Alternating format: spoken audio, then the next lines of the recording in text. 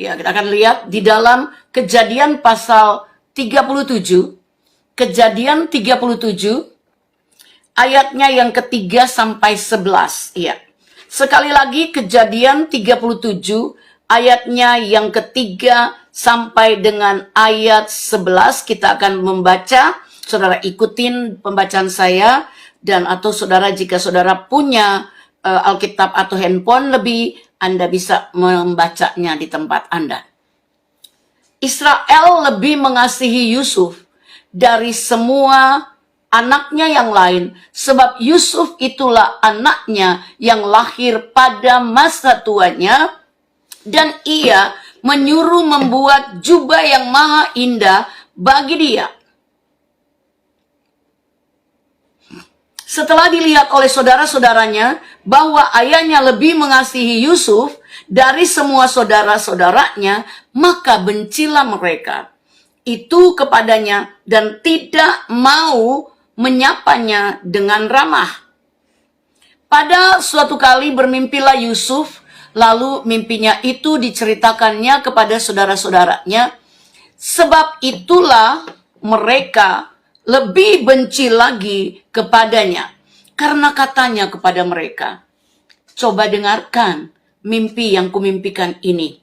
Tampak kita sedang di ladang mengikat berkas-berkas gandum. Lalu bangkitlah berkasku dan tegak berdiri. Kemudian datanglah berkas-berkas kamu sekalian mengelilingi dan sujud menyembah kepada berkasku. Lalu saudara-saudaranya berkata kepadanya, apakah engkau ingin menjadi raja atas kami? Apakah engkau ingin berkuasa atas kami? Jadi makin bencilah mereka kepadanya karena mimpinya dan karena perkataannya itu. Lalu ia memimpikan pula mimpi yang lain yang diceritakannya kepada saudara-saudaranya. Katanya, aku bermimpi pula, tampak matahari, bulan dan 11 bintang sujud menyembah kepadaku. Setelah hal itu diceritakannya kepada ayah dan saudara-saudaranya, maka ia ditegur oleh ayahnya. Mimpi apa mimpimu itu? Masakan aku dan ibumu serta saudara-saudaramu sujud menyembah kepadamu sampai ke tanah? Ayat 11, maka iri hatilah saudara-saudaranya kepadanya, tetapi ayahnya menyimpan hal itu dalam hatinya. Puji Tuhan.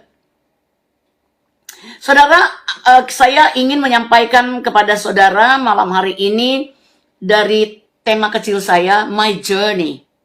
My Journey, Your Journey, perjalananmu, perjalananku, perjalanan hidupku.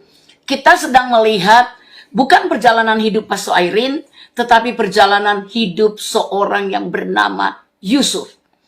Kunci perjalanan hidup Yusuf itu bisa mencapai apa yang menjadi mimpinya adalah Yusuf itu disertai oleh Allah. Yusuf punya mimpi.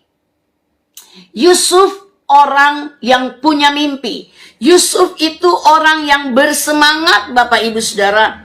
Yusuf orang yang bersemangat, dia punya mimpi dan mimpinya itu, masalahnya mimpinya itu diceritakan kepada saudara-saudaranya.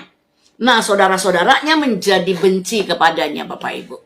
Saudara-saudaranya menjadi benci. Saudaraku, saya mau bilang sama saudara. Jika saudara adalah orang-orang yang punya mimpi, jika saudara adalah orang-orang yang punya mimpi, berhati-hatilah dengan siapa Anda membagikan mimpi Anda.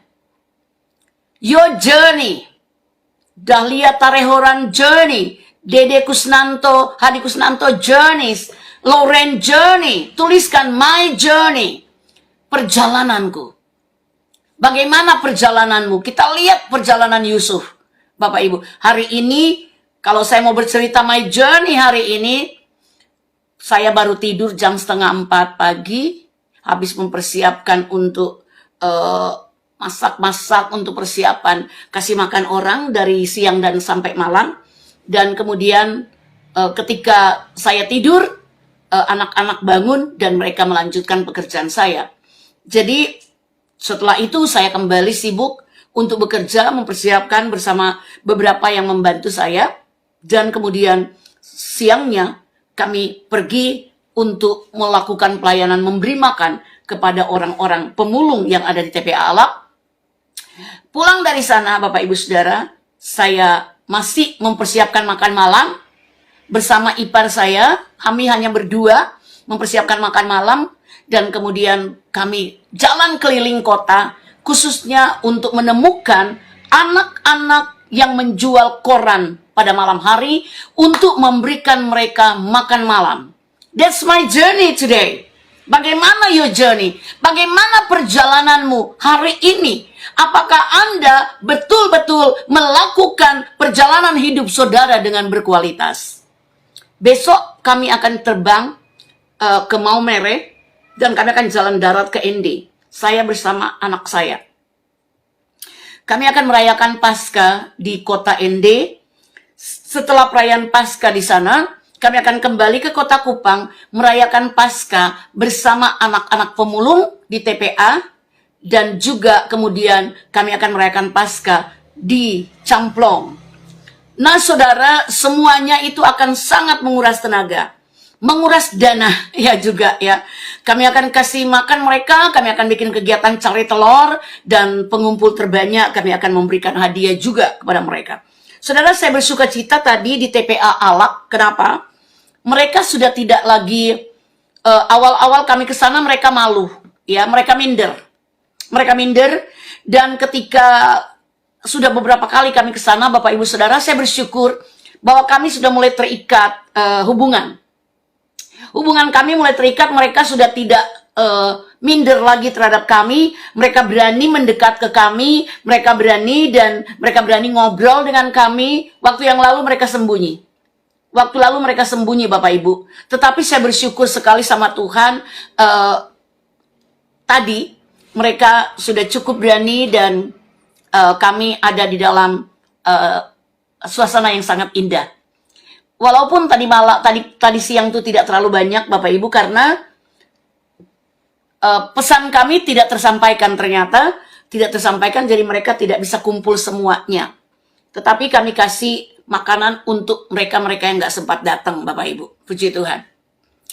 Iya, terima kasih Bu Pendeta Solvin Cetarusi. Saya sangat berharap Bapak Ibu Saudara, kita bisa melakukan bagian kita masing-masing. Anda tidak harus kayak saya ngasih makan orang, nggak harus. Tapi ada yang Anda bisa lakukan. Yang penting seperti Yusuf, punya mimpi Bapak Ibu Saudara. Mimpi saya kalau boleh sebanyak-banyaknya saya bisa kasih makan orang. Mimpi saya kalau boleh sebanyak-banyaknya penjual koran saya bisa kasih makan, saya bisa kasih alat tulis, alat sekolah.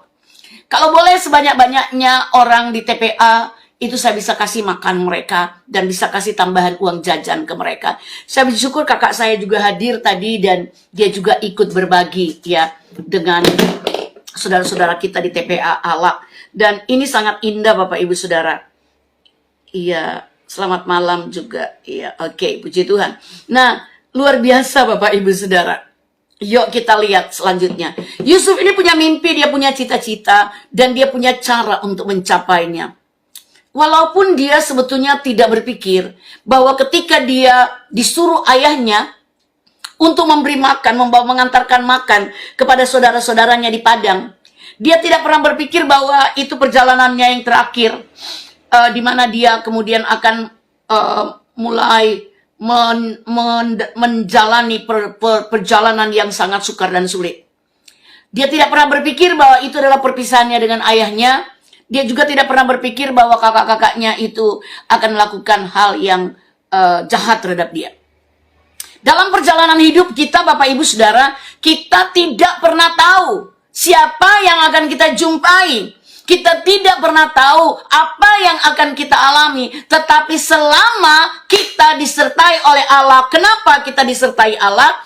Allah harus menjaga mimpi kita. Tuliskan, kenapa hidup Yusuf disertai oleh Allah? Karena Yusuf punya mimpi. Dan mimpi itu, mimpi yang daripada Allah, Allah yang akan menjaganya. Bapak Ibu, jika Anda punya mimpi, mimpi yang daripada Tuhan, Anda mau kerjakan dalam hidup Anda, maka Allah dengan sendirinya akan melakukan pengawalan yang super luar biasa bagi Anda. Akan ada penyertaan Allah yang luar biasa bagi Anda. Kenapa? Mimpi itu harus terjalani. Mimpi itu harus terjalani. Jadi sekali lagi Bapak Ibu, kunci penyertaan Allah terhadap Yusuf adalah karena Yusuf punya mimpi. Ku punya mimpi, tu bangsa ini, ku punya visi, tu negeriku. Mari satukan hati dan berdoa. Oleh iman bangkitlah negeriku. Setiap lutut bertelut menyembah Yesus. Nah saudara, mimpi Yusuf ada dua. Yang pertama tentang berkas-berkas gandum, Bapak Ibu Saudara. Ada 11 berkas gandum itu tunduk kepada berkasnya Yusuf. Dan ada yang kedua, bulan, matahari dan bulan tunduk kepada Yusuf. Juga 11 bintang. Dan ini Bapak Ibu menimbulkan kebencian. Jangan heran. Dalam perjalanan hidup orang yang punya visi, nggak semua orang suka. Anda akan jumpa orang yang nggak suka sama Anda. Ketika Nehemia menghadap raja dan raja mengizinkan untuk dia membangun tembok Yerusalem, Bapak Ibu Saudara, apa yang terjadi?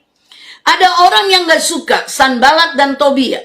Tobia dan Sanballat, Bapak Ibu Saudara, melakukan penentangan terhadap visi yang sedang dijalankan dalam membangun tembok oleh Nehemia dan kawan-kawannya.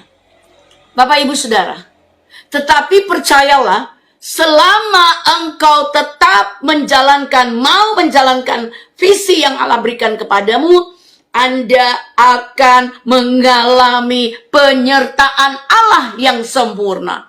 Penyertaanmu sempurna, rancanganmu penuh damai, aman dan sejahtera walau di tengah badai. Yusuf mengalami. Dia tetap mengalami damai dan sejahtera di tengah badai. Badai yang dialami pertama adalah dia dilemparkan ke dalam sumur oleh saudara-saudaranya. Badai kedua dalam journey perjalanan hidup daripada Yusuf, dia mengalami yang namanya dia dijual kepada orang-orang Midian, saudagar Midian. Badai yang ketiga, dari saudagar Midian dia jual kepada Potifar. Badai yang keempat, dia difitnah oleh istri Potifar. Badai yang kelima, dia masuk penjara. Yusuf mengalami 5 badai besar. Dan kemudian dia juga mengalami didustai oleh orang yang pernah dia tolong. Saudara, saya mau bilang kepada saudara, untuk Anda mencapai mimpi Anda, visi Anda yang Allah taruh kepada saudara, panggilan Allah yang telah menemukan Anda, Bapak Ibu Saudara, dan Anda jalankan dalam kehidupanmu, dalam apapun yang Anda kerjakan, Bapak Ibu Saudara. Perhatikan. Anda akan bertemu orang-orang yang Anda tolong, tapi pada akhirnya mereka melupakan engkau. It's okay, katakan, tidak apa-apa, aku ora opo-opo. Amin. Aku ora opo-opo, Bapak Ibu Saudara, aku tuh tidak apa-apa. It's okay lah, it's okay, nggak apa-apa. Kalau mereka meninggalkan aku, kalau mereka melupakan aku, kalau mereka tidak mengingat apa yang sudah aku lakukan pada mereka, aku yang nggak apa-apa. Haleluya. Karena hidupku tidak dikendalikan oleh manusia. Amin. Kemarin kita sudah belajar. Jangan biarkan hidup kita dikendalikan oleh manusia. Jangan biarkan hidup kita dikendalikan oleh manusia. Tapi hidup kita izinkan untuk hanya dikendalikan oleh Allah. Maka kita tidak akan kecewa dalam hidup. Sekalipun ada orang-orang yang sudah kita tolong, kita baikin, tetapi pada akhirnya mereka melupakan apa yang kita sudah lakukan terhadap mereka. Tidak apa-apa Bapak Ibu. Apapun yang engkau kerjakan di tempat yang tersembunyi, mata Bapa melihat. Tadi malam kita sudah mendengarkan. Matius pasal 6 ayat 4. Ada mata Bapa yang melihat. Biar Bapa yang akan melakukan hal-hal yang Anda tidak lakukan. Saudara yang dikasihi Tuhan kita Yesus Kristus.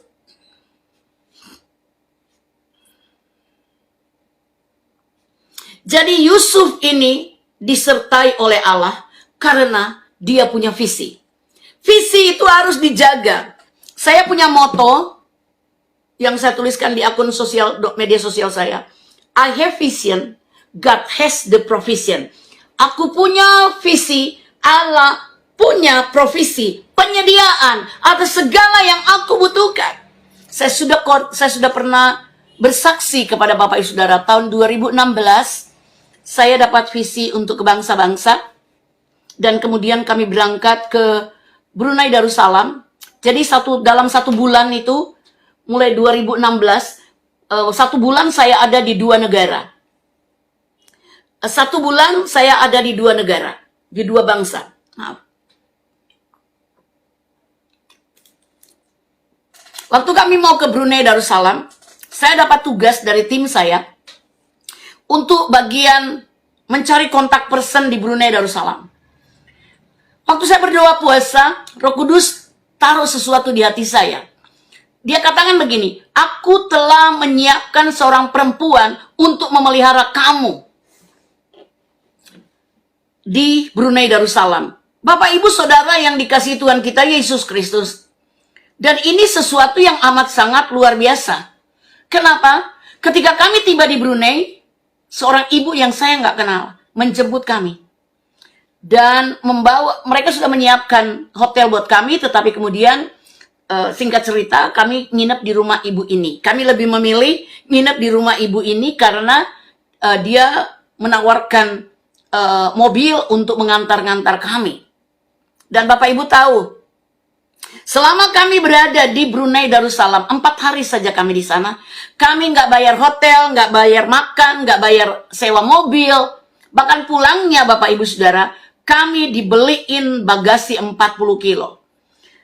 Saudara tahu waktu saya over bagasi, untuk over bagasi sekilo Bapak Ibu Saudara, saya harus bayar $70 Amerika dari Brunei ke Malaysia, ke Kuala Lumpur.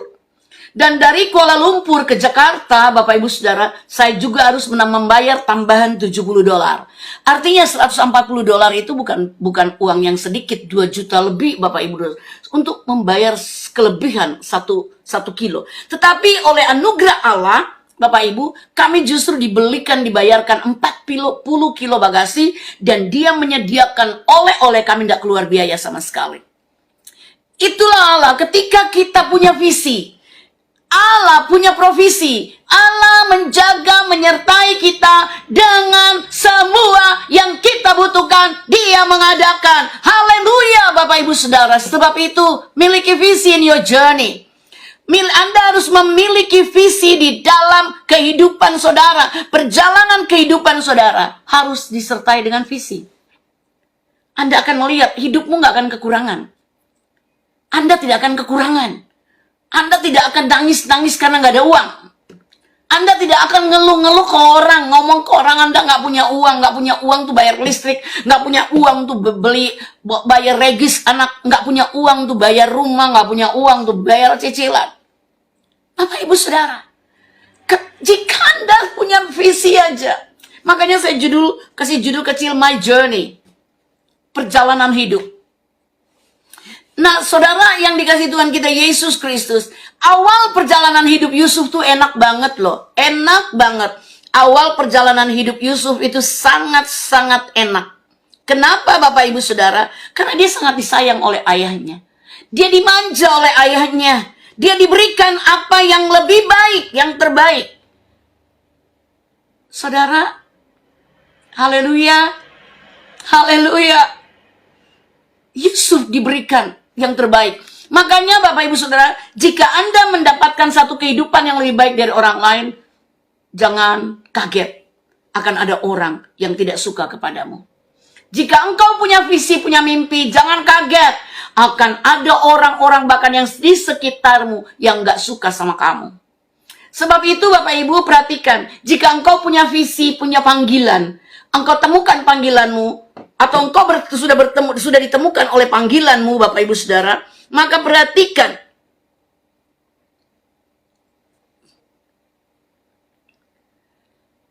Haleluya Jesus. Haleluya Jesus. Engkau akan juga bertemu dengan ketidaksukaan orang-orang. Sebab itu berceritalah, jika engkau punya visi, mau melakukan sesuatu, Bapak Ibu Saudara, bercerita kepada orang yang mengerti visi. Jangan bercerita kepada orang yang buta visi, Bapak Ibu Saudara. Yusuf ya orang yang punya mimpi, punya visi, punya cita-cita yang ingin dia capai. Bapak Ibu, dan dia bisa mencapainya. Dan Yusuf bisa mencapainya. Kenapa? Karena Allah menyertai dia.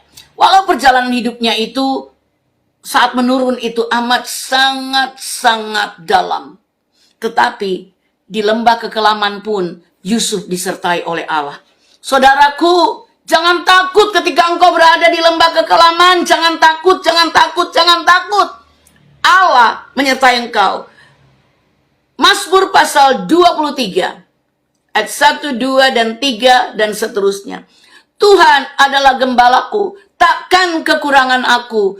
Ia membaringkan aku di rumput yang hijau, di padang rumput hijau. Ia menyegarkan jiwaku. Sekalipun aku berjalan di dalam lembah kekelaman, aku tidak takut bahaya. Gadamu dan tongkatmu, itulah yang menghibur aku. Haleluya, Bapak Ibu.